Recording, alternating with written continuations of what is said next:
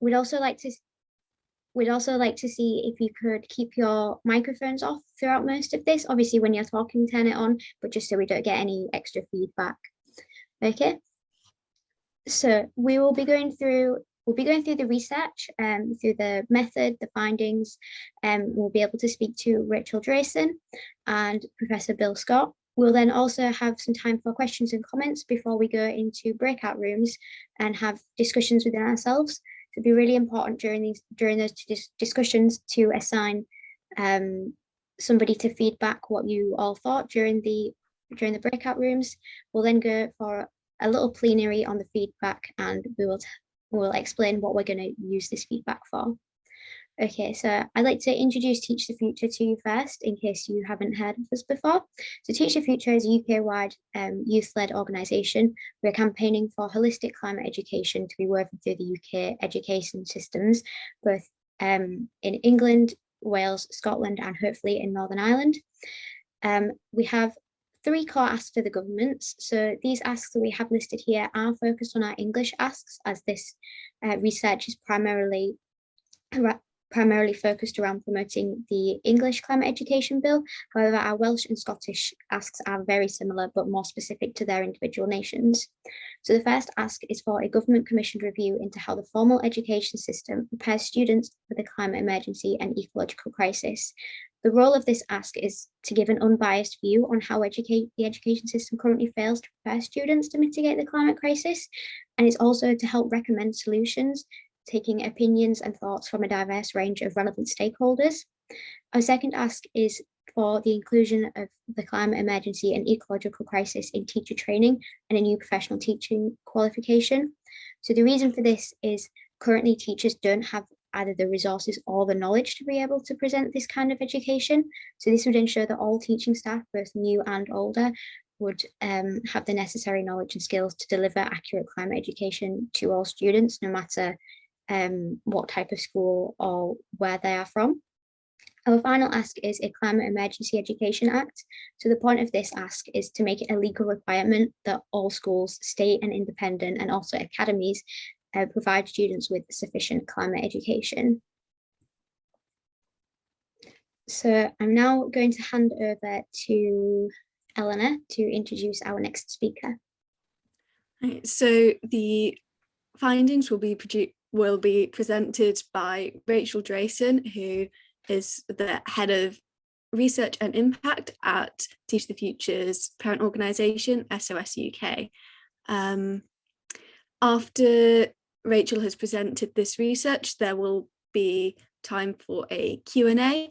You can put your questions or any comments you have into the chat, which is under more if you can't see it currently, or you can put it in the Q&A function, which I think will be active as well, and we'll keep an eye on this and get through them at the end of Rachel and Bill's presentations.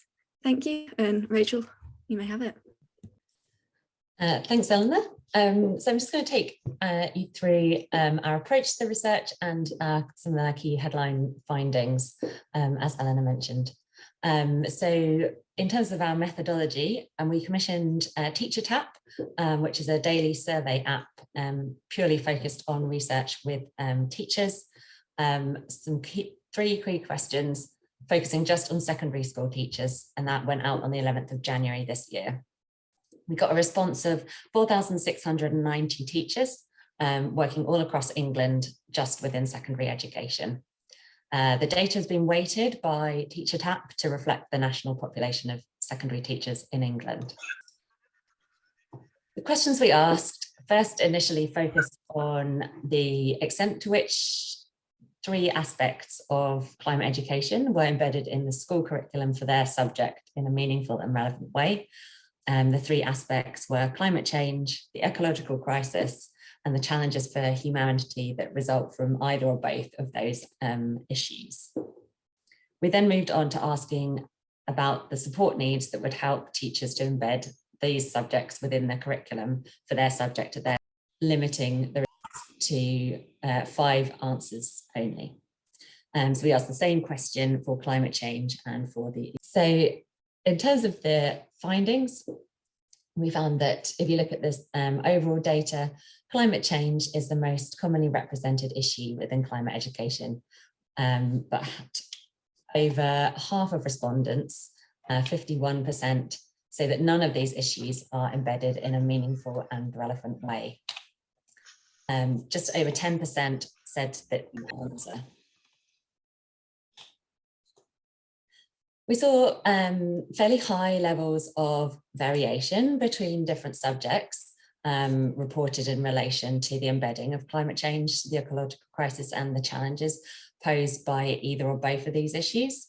When we look at the breakdown between different subjects, you can see that geography and science show the highest response for embedding all three issues, whereas at the other end of the spectrum, English and maths show the lowest response for embedding all three issues.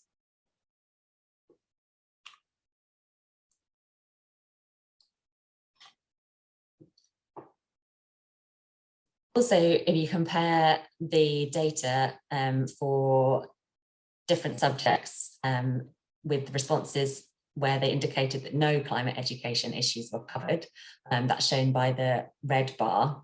This doesn't really correlate with the proportions that are saying that the issues aren't relevant. So despite the fact that teachers believe these subjects are relevant to their subjects, they're not being incorporated in meaningful and relevant ways. For example, if you take maths as a subject, 75% of maths teachers said that no aspects of climate education were embedded in their curriculum, but only 18% and 20% respectively said they thought that climate change and ecological crisis weren't relevant for their subject.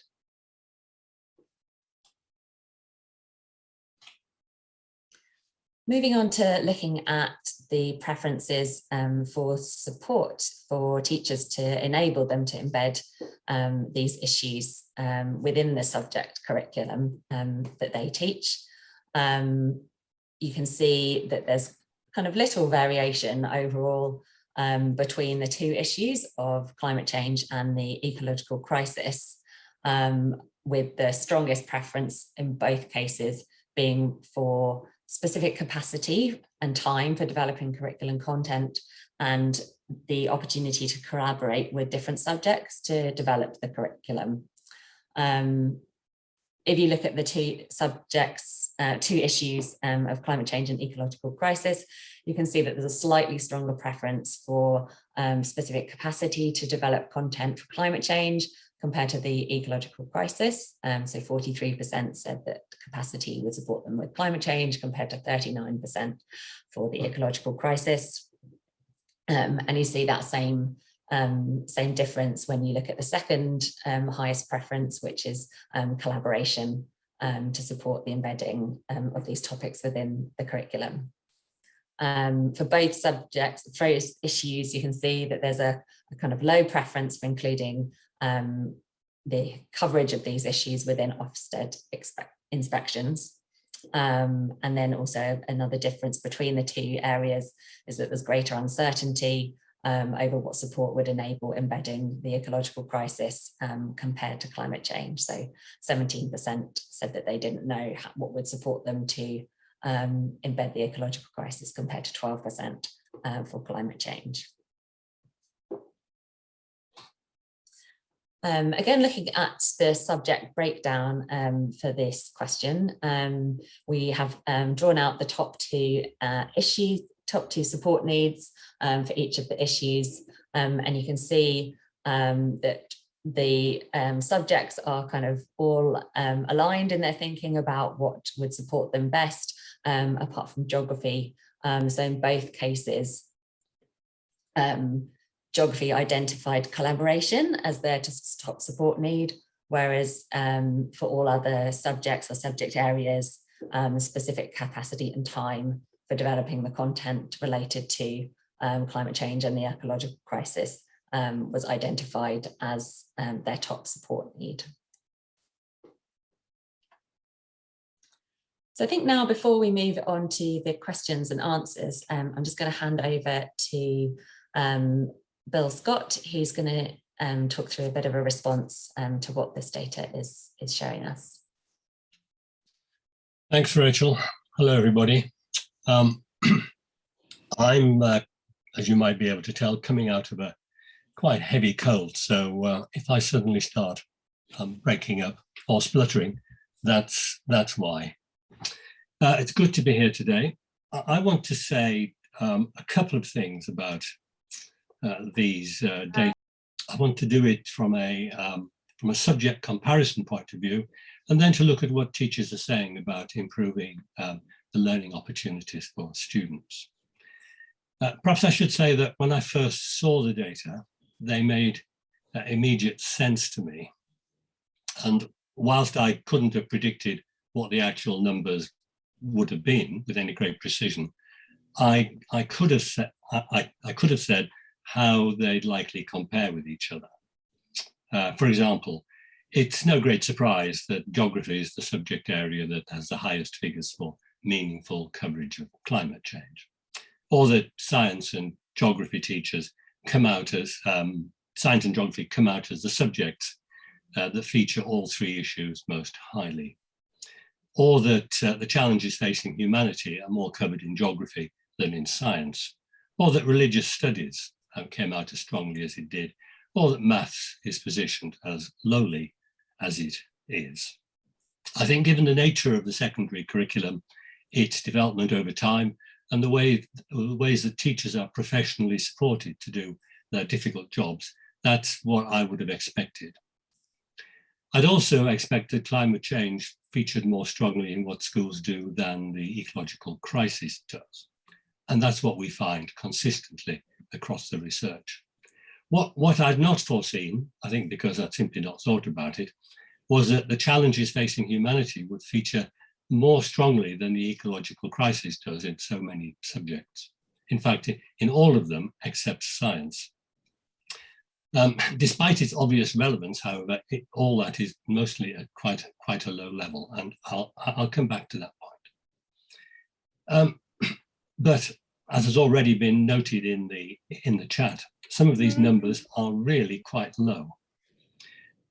If you look at science and climate change, only 67% of teachers are saying it's covered in a meaningful and relevant way.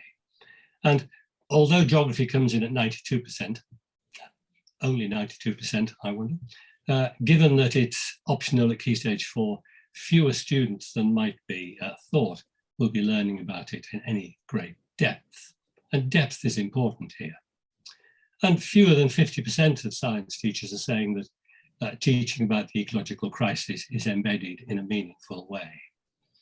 Well, there are about 3.5 million students in secondary schools now across England. And it can only be just a little bit shocking that 1.7 million of them are not learning about this effectively. So if I turn now to what we might do, I personally welcome the fact that so few teachers are calling for ofsted or the exam boards to pressurize schools into compliance. I may be old-fashioned, but I've always thought that young people should learn about these topics because they're important to society and, of course, to them. I also note that there wasn't much evidence, wasn't much call for further evidence on the benefits of including these topics in the curriculum.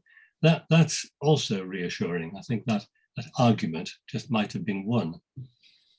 When it comes to what teachers are for, two stand out for me. The first is, as you've seen, a call for time to develop curricula and resources, and also a call for more collaboration across subjects. In the time I've got this morning, I'm going to focus on the second of them. In terms of teaching about climate change, the National Association for Environmental Education has argued that there needs to be a focus on 4 largely sequential topics. And these are, firstly, what is climate? Secondly, what's the evidence for global heating and the changing climate? Third, looking ahead, what might happen if we carry on as we are? And fourth, looking ahead, what can we do about any of this? Well, what is climate is the easy bit, and it goes on in schools already. And I imagine it's taught rather well. It's part of the national curriculum and it's uncontroversial. There's a lot of teacher experience, and expertise, and there are resources galore. And it's been going on for a long time. What's the evidence is more complex and challenging. I'd say there's probably less experience and less expertise in relation to teaching this, and it's not entirely mandated by the national curriculum. There are good resources though, and it's now also largely uncontroversial. And both of these, what is climate and what's the evidence for change, that they are clearly both the province of science and geography teaching in the main. When we turn to what might happen, this is even more complex in both its nature and of course in terms of helping young people to learn. It's a difficult mix of science and scenario modeling. And if you look at all the scenarios, some of these set out quite awful consequences for us all. And there's clearly a risk here of slipping into gloom mongering. It's not in the national curriculum at all, as far as I can see. What we can do brings an even greater level of difficulty because it's an inherently political question and values are clearly in play. And exploring all this carries the risk for a school, but it's what groups of young people say they want, and quite rightly, I think.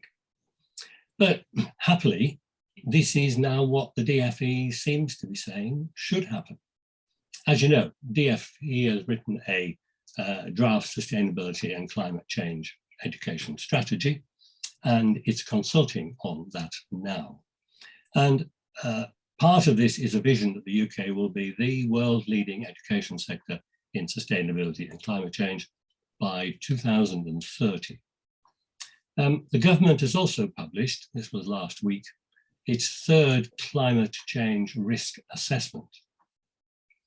And I'll put a link to that into the chat after this, in case you haven't seen it. Because there's something interesting on the DFE website announcing this. Actually, I think it's the government website announcing this. The Minister for the School System, Baroness Barron, wrote this, and I quote, "We're providing professional educational opportunities for young people to learn about the impacts of climate change, including how to adapt and tackle the issues we face." I was a bit surprised to see that, but welcomed it, because the Minister's how to adapt and tackle the issues maps exactly onto NAEE's fourth point, what can we do? And I think an important issue here is that in any consideration of what could we do as a society to adapt and tackle the issues, that cannot just be taught within any one school subject. And arguably, it's a topic that stretches right across the entire curriculum. This is because we're dealing with whole society issues here, from energy to ethics, from land use to justice, from health to housing. And it obviously needs teacher collaboration if students are going to learn effectively. So the research seems to show that teachers understand this, which leads me to wonder whether we might be in the happy position where students, teachers and DFE ministers all seem to agree. And I think that's a good place to stop. Thank you. Thank you, Rachel. We now have time for some questions, and quite a few have been put in the chat already. You still have the option to add any more in that you have. We have about 7 or so already through, and only 10 minutes put aside in the agenda for this. So Rachel and Bill, you will have to keep it quite concise. Firstly, if teachers want commitment from leadership, do they need Ofsted to include climate in their inspections, or would avoidance of Ofsted be more productive to meaningful work? Rachel and Bill, you can decide who wants to take these. What do you think, Rachel? I think that might be one for you, Bill. Okay. Well, I've already said what I think about using Ofsted and the exam boards as a lever. I don't think we should rely on them, because I think that both would reduce things to instrumentality Whereas what we're talking about here is surely adding a richness to the curriculum, which neither exam questions nor inspection will actually capture.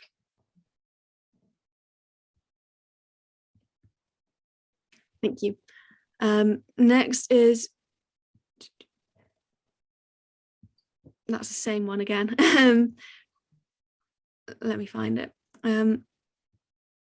Perhaps it would be useful to look at or pose questions as to how to embed relevant skills in a meaningful way, i.e. reading and interpreting data and maths to understand climate relevant information. Which sort of a question, but if either of you have comments on how that could be done. I think my comment is yes. Thanks. And there are lots of examples like that, I think. The NEU recently warned that if the current emphasis in the government's new draft climate education strategy is maintained, staff will feel constrained in engaging with pupils about values and attitudes out of fear of being deemed to be too partisan. How can we support teachers to talk about the politics of change making needed to address the climate crisis? Well, that's obviously, if I can go in here, Rachel, that's obviously a concern. And particularly in the way that the government has argued this recently. Rules are an important aspect of the real world, and politics and values are inherent in how we're going to make decisions about what we do in response to all the climate and ecological problems we have. I'm going to put my faith in skilled teachers who over generations have been able to deal with controversial issues in a way which is not overtly proselytizing. In fact, it's not proselytizing at all. It's there are hugely a wide range of pedagogies which can be used to do this. I suspect these arguments are put there to try to stop this happening. Thank you. Does the Department for Education Climate Education Strategy offer an opportunity for commitment from leadership and time for teachers to develop and sustain climate and ecological education? Is that me again, Rachel? Right, nodding sagaciously there, I see. I think what school leaders do by way of encouraging or discouraging is obviously hugely important. And by school leaders, I not only include the senior leadership team. In fact, most teachers are school leaders in one way or another. But I also include the governors and the boards of governors. And one of the most encouraging things from my perspective recently is the work that's being done by the National Governance Association to try and help its members hold senior leadership teams to account. If you haven't seen the NGA documentation, I suppose I should say that NAEE worked with them on this. If you haven't seen that documentation, you should have a look at it, because it's pretty impressive in the way it covers such a huge range of issues. That's on the NGA website. Thanks. There's also just been a quick question. Bill, could you please share the link you mentioned? Oh, yes. To the quote yes. on the government website. I will do that as soon as the breakout groups go. Sorry about that. Excellent. I think Izzy had another one that linked. Yeah, so our next question, it kind of links with another comment which we've had, which is about how awareness is a really important part of this work, and the teacher saying it's not relevant to their subjects, maybe talking from the perspective of somebody with a lack of awareness, or they feel too overwhelmed to be able to embed climate education into their subject alongside everything else. So I suppose the question is, I wonder what people thought meaningful meant, and maybe relevant is a bit of a subjective term. What do we think that could mean for the data of the research as a whole? I'm tempted to give Rachel an opportunity to chip in here. Yes, I guess, and yeah, we are with any kind of survey question subject to the individual respondent's interpretation of the question. So I guess there is no definitive answer to what they were thinking when they responded. But I would just say that we are planning to complement this quantitative research with a series of qualitative interviews with teachers from across all the different subject areas within secondary education who have responsibility for curriculum development. And through that research, we'll be able to unpick with them a bit more about how they've approached embedding the content related to climate education, as well as picking up more on kind of what would support them to do that on a further basis. So getting an opportunity to understand from them kind of what meaningful and relevant looks like for their subject. Thank you, Rachel. We have a few more minutes left for questions if people have any more. As we're out of questions on the chat, you can either continue to add them in the chat, or you can use the raise your hand function on Zoom, which is under reactions, and we can call on you directly.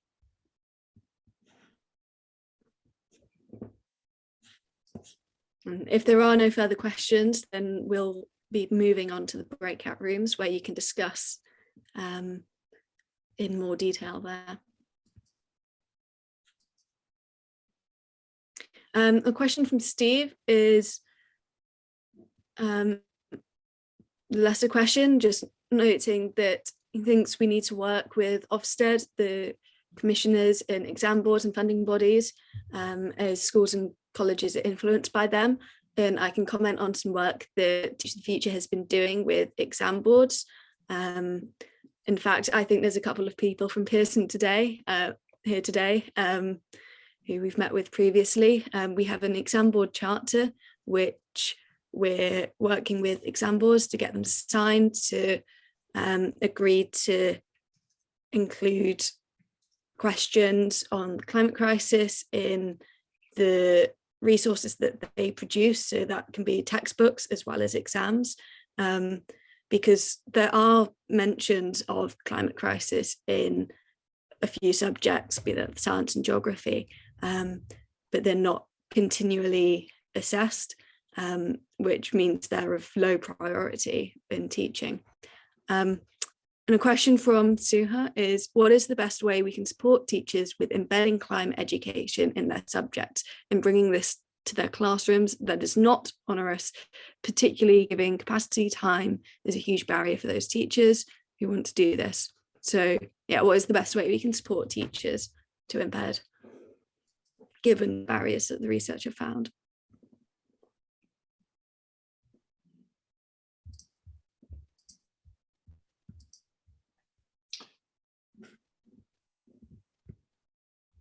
If Bill, are you expecting? Sorry, are you expecting an answer? Sorry, yeah. Yeah, right. Yeah. Well, I think I'll just respond to the teacher support question, which is obviously a hugely important issue. I think that the professional associations associated with particular subject groups have a very important role here, given that they have access to so many teachers in so many schools. And I think some of those associations already do quite a good job. I think some of them probably don't. So that's one thing. I also think that those people, those organizations responsible for schools, and I'm thinking some local education authorities that still remain active, but particularly multi-academy trusts, they must have a responsibility too, to work across their schools, to bring teachers together, to pool expertise and to learn from each other, and also to bring external expertise into those forums. But the question is absolutely right. This is there's a lot of this is needed. 2 more questions, and then I think that will be our time. Surely if so many feel this is not relevant, it begs the question about the purpose of education. This has been the work of SEED in Our Shared World and the Jim Knight Private Members Bill. Well, yes, of course, that's absolutely right. The purpose of education is thinking about the purpose of education, rethinking the purpose of education is behind all this research. If we didn't have to think about the purpose of education, then we wouldn't be doing this. So part of the crisis, I think, in schooling is that the purpose of school education is out of kilter with the way that society is seeing the issues that it faces. People have been making this point for a long time, of course, and I noticed it was one of the points made in the Times Educational Commission's work. And it's not only in relation to climate and ecology, but it's in relation to a vast number of other things, which I suppose it's why it's so important to try to change the 2002 Education Act, which the Teach the Future sponsored bill tomorrow in Parliament is going to attempt to do. Another question has come through, so we'll see if we can get them both done. Firstly, can we ensure that we counteract the Department for Education's idea that putting something into the curriculum means taking something out? And then there's another question, just in case you want to answer them 2 in 1, that there's been little mention of employers/skills for future employment. Is there a relevant stakeholder? And I guess, do you have any comments on that? Well, can I take the second one first? The House of Commons Environmental Audit Committee's inquiry into green skills made the point that changing the curriculum was absolutely vital if the skill needs, skills viewed broadly here, if the skill needs of the country for the next, I don't know, 20, 30, 50 years were to be met. It was an absolutely vital task. I was disappointed but not surprised that the DFE seemed to dismiss this almost immediately by saying, well, the curriculum's doing that already, isn't it? Well, it's not. The second point was about what? It was the second point was about if you put something in, something has to come out. Well, I don't understand that model. It doesn't apply to everything that goes on in schools. If you're introducing an entirely new topic that stands on its own, that might be true. If you're trying to integrate issues into already existing teaching, which teachers seem to me, teachers do that every day to great effect, then that overly neat equation doesn't work for me. Thank you, Bill. At this point, we'll be moving on to breakout rooms. If Izzy would like to tell you about those. Yeah, so our next part of the webinar is going to be the breakout rooms, where we can have discussions between ourselves about what you think of the research.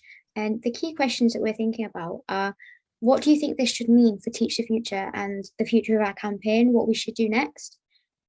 What does this mean for the national curriculum? Is it a positive? Is it a negative? What does it tell you about what should be changed or what should stay the same? And finally, what do you make of the research and findings, just for your own opinions? We'd really, really appreciate if you could nominate somebody to feed back to the whole group, just to make sure that it's definitely coming from your point of views as opposed to our point of views. As there will be a member of the Teach the Future or SOS UK staff in each breakout room just to manage them. Okay, just to add to that, we'll be sending out a link to a Jamboard, which if you haven't used these before, they're just like online post-it notes you can add on. There's one page for each breakout room, and you don't have to open these, but if you want to add thoughts directly to them, then we'll also be taking notes on them to help us with to remember everything that people have said. So I'll be sending that out to, I'll send you the link now. Sorry, I'm just working out how best to get it to all the different rooms. So here's the link. It will hopefully be shared again once you're in the breakout room. And yes, I believe Meg is assigning rooms, so whenever she's ready. Rachel, in handing you over to be host, I've now lost my ability to put people into breakout rooms. So could you possibly click on breakout rooms and send people in? I've made 5. Just as an aside, these breakout rooms will not be part of the recording, so feel free to turn your cameras on if you are comfortable. I'm afraid the breakout process is not transferred between hosts, so you might be in a different one than you were originally in. They weren't allocated, they're just going to be random. Okay, so if I just, how many do you make? 5? Yeah. Okay.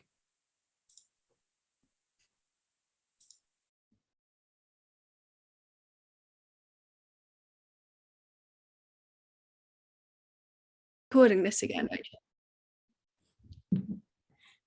Good timing.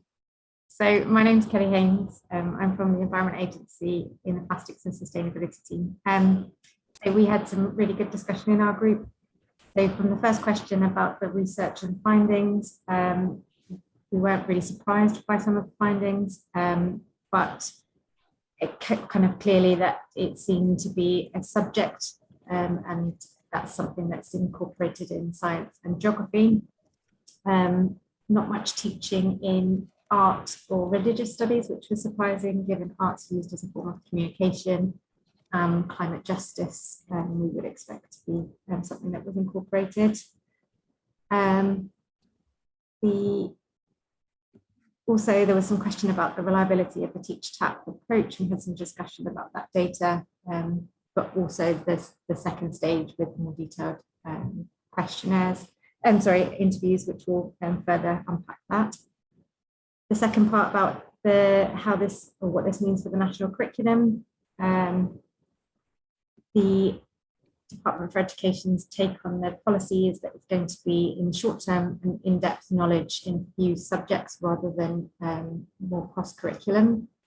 And we had a discussion about why that would be the case and the benefits of it being cross-curriculum.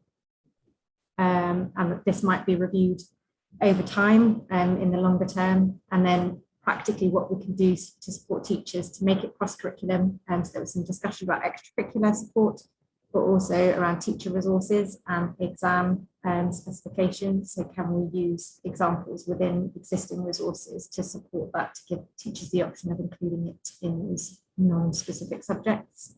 And then lastly, we talked about what we can do, or what young people can do next in terms of your campaign, and the inclusion of eco-anxiety and whether that's been considered, and the importance of giving young people actions and solutions to take to help reduce eco-anxiety, and that kind of supports our cross-curriculum ambition for climate and sustainability. I think that was it from our group. Amazing, thank you. Shall we now go on to Izzy's group?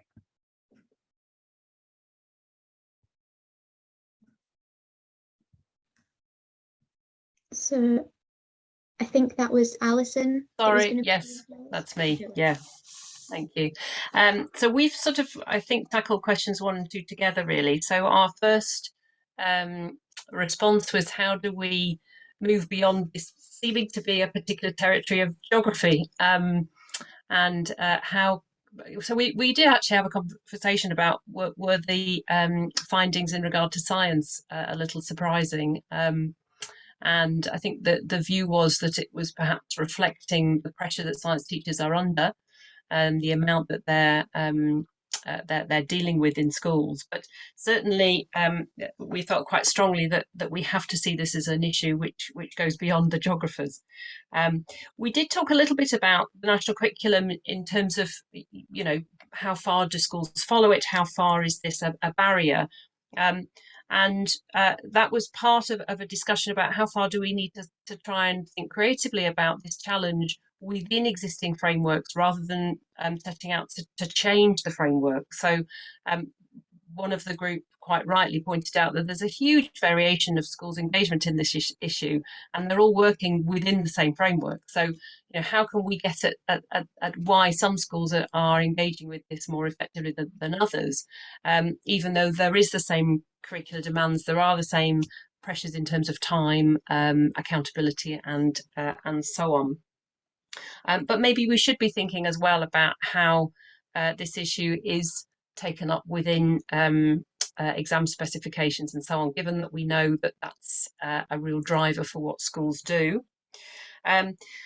We thought a little bit about how this isn't just a content issue, but it's also an issue of pedagogy as well, and how kids are learning. So, you know, the skills of dialogue, of collaboration, of problem solving, and actually that those things are embedded in a lot of our curriculum, and that we should be, you know, mindful of that as also a dimension of this. And two particular ideas came out of this in terms of how can we normalise school conversations around the actions that they're taking, from installing solar panels to embedding this as a focus across the curriculum. How can we normalise that so it becomes kind of odd not to be engaging in those things? And we link that very much with senior leaders and the importance of senior leadership here, and thinking about what are the levers to reach school leaders, and how we can support and engage those people, and also an acceptance that it's incremental change that we're looking at, and a mixture of top down and bottom up. So those are our thing. That was our thinking in terms of questions 1 and 2. For question 3, we did want to first of all say to Teach the Future, please keep doing what you're doing. It's incredibly valuable, it's impressive, it's inspiring, it's influential. So that was the first thing we wanted to say. A few specific suggestions. One was around developing some case studies of what teachers are doing, perhaps collaboratively with other subjects, so quite small scale, but an example of how I was talking about a project I was aware of with an art teacher and science teacher doing something really interesting there, or history and geography, and some case studies of that would be really exciting. And there are so many resources available online, it can be quite overwhelming, and sort of to tie in with that idea of case studies, could Teach the Future think about having some kind of threads of inquiry where they could suggest or point teachers in the direction to particular resources that might be useful if you're looking at this particular thread of inquiry. And finally, just a plea really, you know, to keep an eye on the 2002 Education Bill and the campaigning around that as being really important. Thanks.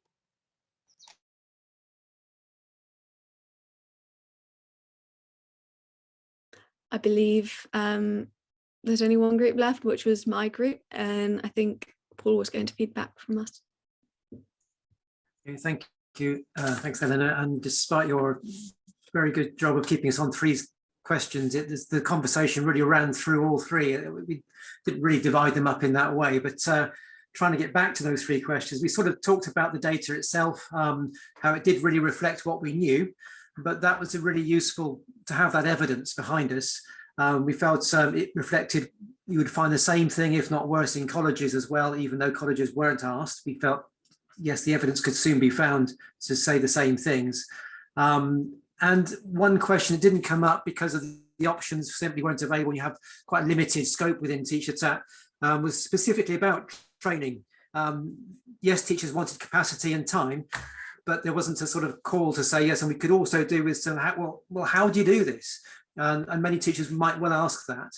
We just felt that was kind of implied in that first answer, that the first option everybody chose about needing more capacity to do this. So that was a reflection on the data. In terms of what this all means, we did talk about how this is a very complex issue. It's not just about knowledge, of course. It has psychological impacts on all of us. And so there's a real call for a cross-curricular approach. Again, the evidence is really useful by showing that it's not cross-curricular now. it supports the DfE's claim that, well, this is already there, lots of people are teaching it, but only if you specialise in those subjects, if those are the subjects you're interested in. For the rest of us and for other parts of us that are being impacted by this, we're not being hit by the curriculum or supported by the curriculum. So we feel that this data can be used to really call for something else. And just as Alison was saying, we did get onto pedagogy and saying that, again, it's not just subject knowledge. This is all about the experiences that young people have, experiences of problem solving, of setting up their own projects, of trying to solve problems locally in the community, working democratically. These are all kind of key skills and ways of managing what's coming down the road at us. And those things should also be there. And in terms of what that means for Teach the Future, we absolutely support what's going on at the moment. You've really done a tremendous job bringing us this far. And that, in a way, your ask about the curriculum should really be broadened to say it's about perhaps entitlements or experiences that young people should have in school as much as things they should be taught. And that really opens up the whole gamut of subjects that are available to students in secondary school, rather than just getting it weighing on the shoulders of the geography and the science teachers, because it's not their specialism necessarily dealing with the impacts or how to address climate change. And I think really, and good luck with the second reading tomorrow in Parliament. Thank you. And my apologies to Meg's group. I lost track of how many we'd done, but I believe Sue was going to be back from you lot. Right. Well, you all sound as if you've had very organised conversations. Ours got rather sort of free-ranging. And one thing that was very interesting, there's Tuba is on the call, was in our group, and she's actually researching a sort of comparative research on climate education in different countries. And although it's quite early days, I think it's really one to watch out for, because there could be some useful insights there. We felt that the whole thing of climate and ecological education is actually to do with mindset and culture. And of course, that's kind of that's a sort of overarching kind of understanding of the thing, and therefore how much could teaching be interactive, so that we really gave the students agency. You know, it went right through everything that happened in the school, in the buildings, as much as in the classroom, you know, as much as the teaching element, so that you just got this mindset change. But that has absolutely nothing to do with any of the questions. That was just what we wanted. But one very interesting point, we felt the Sustainable Development Goals actually gave quite a good framework for all the things we actually ought to understand better. And was that, you know, since the government has actually signed up to delivering on those, did that actually help the framework of what the curriculum should have? So I leave that as a thought. On the research itself, it didn't surprise us, but we recognized that there was we had to take small steps to achieve change, because if we actually wanted to throw the whole curriculum out and say, forget it, it's absolutely hopeless. We need to start afresh, but we're obviously not going to achieve that. We didn't want exams, didn't want any of it. It's hope, you know, not the answer. But we weren't going to achieve that. So we thought, what are the steps we could take? And we thought one of the things that was quite important is how can we empower and enthuse teachers, so that instead of seeing it as an extra burden, they actually think, yes, we want to be part of this with our students. So that was one thing that came up. And then the other thing was, we felt that in the strategy, the kind of definitions of green jobs and all that is very limited. I mean, when they talk about green skills, there's no clarity about what's actually meant. It would be really interesting if there was any way of surveying the students and the people at secondary school as to what they think they would actually like to do going into the future, because the jobs are so much more flexible and different. I mean, as I said at the thing, I sort of did an architectural training, very sort of, you know, you're on a certain rail and you're going to be an architect at the end of it, sort of thing. Whereas what do students see their jobs in the future might be? Because if I was trying to start myself now thinking, what would I do? I would actually find it quite difficult. And I don't know if any of you, the rest of you, feel like that, but, you know, what do the students see they might want to do in the future? And therefore, what do they need in their education that actually empowers them to do that? Meg, that was my chaotic notes. Did we have anything more useful, or anybody else on the call? Did we? I think that's great. And I think that we may end up repeating others. Plus, we've only got 2 minutes left. So I'm going to pass back to Eleanor or Izzy to wrap up. I think Izzy's wrapping up, so they'll have to do that very quickly. Yeah. So thank you all very much for coming along today. It was really, really helpful to get your insights from us, and we really hope that you have enjoyed it and that you found it a lot easier and a lot better than just looking at the research yourself, as it's been obviously a lot more interactive. So with the feedback that you've given us, as you may have guessed by one of the questions, it's of course going to inform what we do next, and hopefully it'll inspire yourselves to keep collaborating and to help ensure that climate and environmental education becomes better integrated. We will take these discussions, obviously everything will be anonymous, but we will take these discussions back into the campaign and talk about them with our other volunteers. So again, thank you very much for coming, and it's been great. Can I quickly ask, can somebody circulate all these links that have come up on the chat, because I haven't been copying them and doing them? I think we'll send a plenary email to everyone who signed up here with maybe a link to the Jamboard or an overall notes and feedback document, as well as hopefully we'll be saving the chat as well as the recording. And it'll have a link to the recording, as I know some people weren't able to make it to the whole 90 minutes, and we'll include all of the links, hopefully. Thanks. Thank you, and thank you, Eleanor and Izzy, for hosting. It's been really, really useful. Thank you. Cheers.